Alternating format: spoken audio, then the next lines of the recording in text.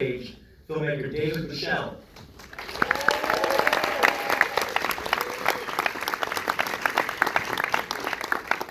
And now I get to say, would you please join me in welcoming CHEECH and Chong.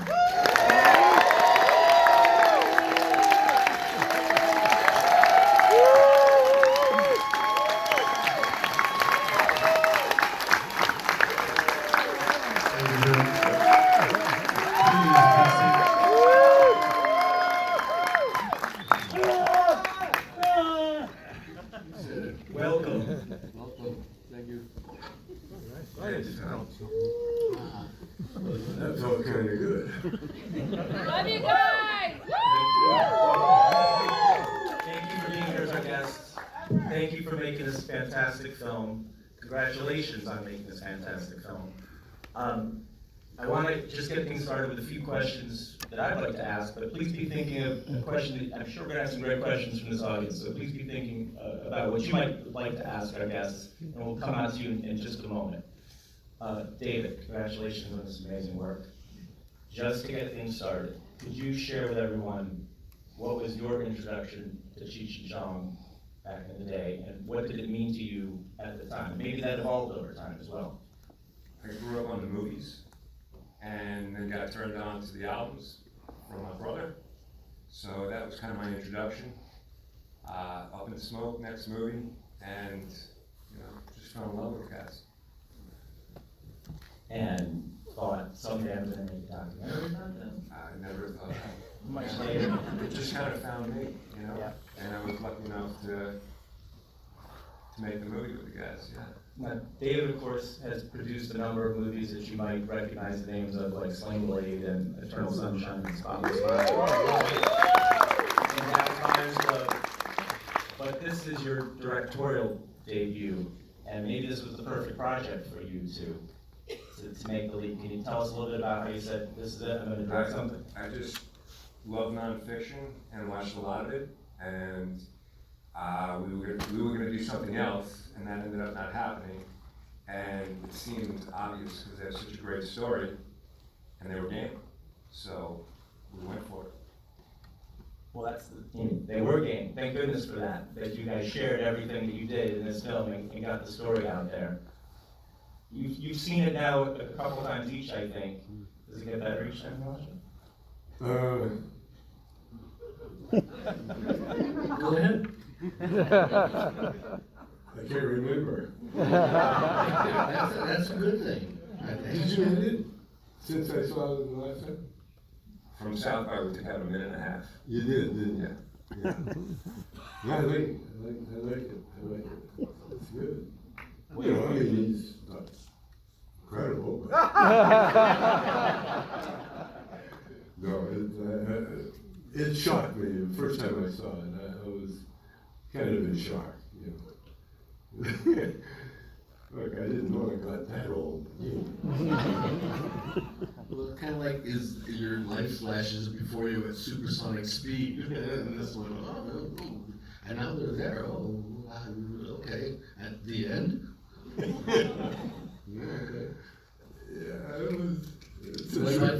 No, I gotta say, as a movie maker, Dave pulled it off. And not only pulled it off, it's really a testament in movie making, because with Cheech and Chong, you got a lot of choices, especially if you want to go the humor in a funny way. If you want to just go for laughs, you can do that. But what Dave did, he went looking for that nerve that you usually don't touch, because it creates too many other things. The nerve is called the truth. And sometimes that truth, when you expose it like that, it's fascinating. You can't help it, just because the thing is about movies now.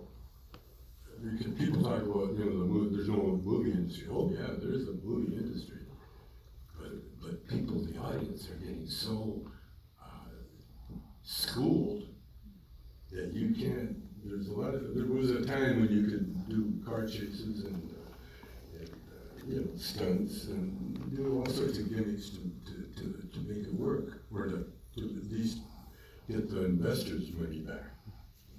But what Dave is moved into now, it's realizing how intelligent the audience is.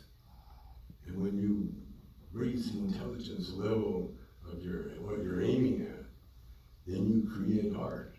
And this is what it is.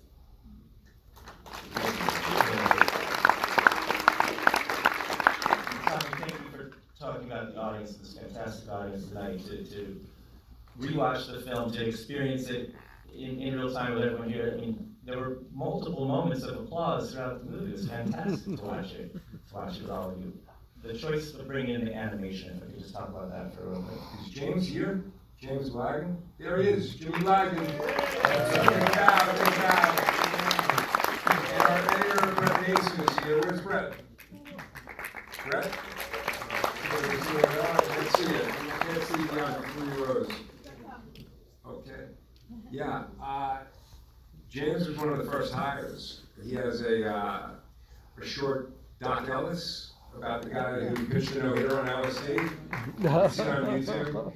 And fell in love with James. And there was a bunch of stories that we didn't have any archival, we didn't have anything of the guys talking other than the White Psych. So we teamed up with James, and he helped bring these stories to life, and people really liked the animations.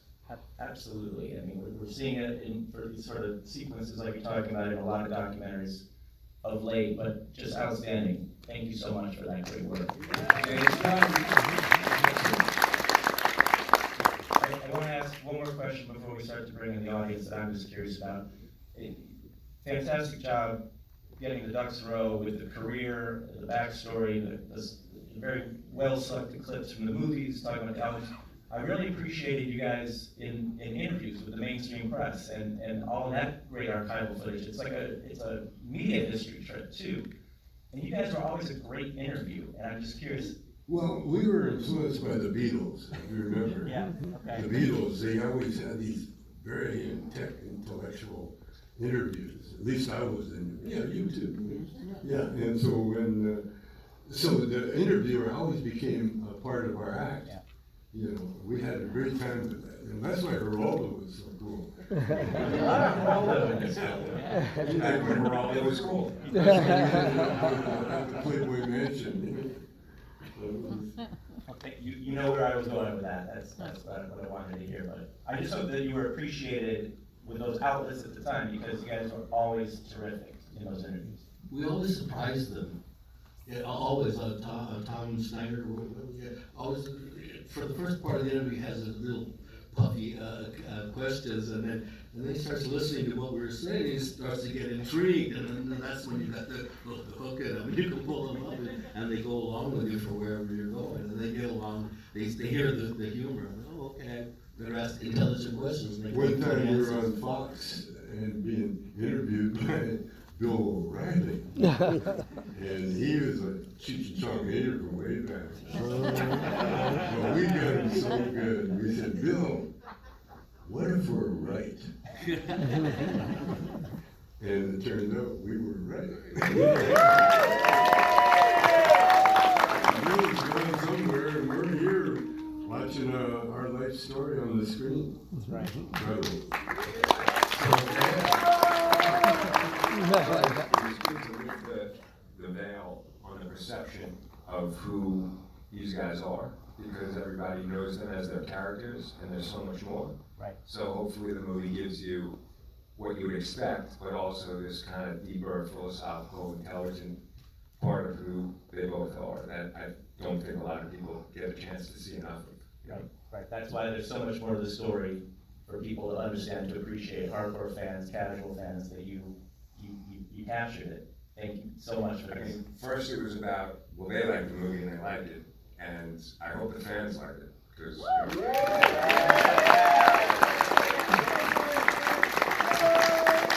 maybe this is where we can hear it from the fans among our audience. I think we have a microphone circulating. If you raise your hand, we'd love to